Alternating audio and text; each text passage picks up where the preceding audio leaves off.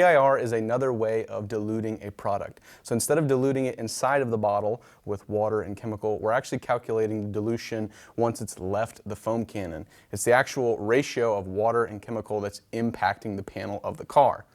Now, because of this, we have to calculate it for your specific setup. We can't just give you a number and say, go with this many milliliters of Bilt Hamber, because everyone's setup is a little bit different. So we're going to show you the 6 steps today to calculate PIR for your specific setup. Step number 1 is to fill up your foam cannon with 1,000 milliliters of water.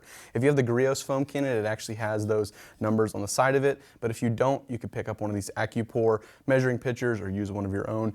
It's just really important that it's exactly 1,000 milliliters, plus or minus 10 or 15 milliliters, of course.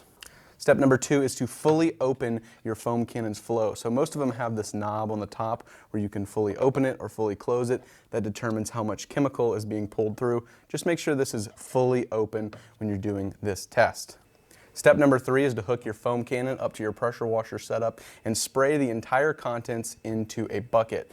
What we're trying to do is empty that 1,000 milliliters of water we put into the foam cannon into a bucket with our pressure washer on, running like normal. Step number 4 is to get the total amount of water that we sprayed into the bucket in milliliters. Now, your bucket might just have measurements on the side of it, but if it doesn't, or if it's in gallons, you can just do a conversion or go by weight and find your milliliters that way. Step number 5 is to divide the total number of milliliters you got in the bucket by your desired percentage of PIR. So if you're using something like Bilt Hamber's Touchless, which I'm assuming most of you are, you want somewhere between a 1.5 and 2% PIR ratio. So you'll take that total number, divide it by 0.02, and that will give you your 2% PIR.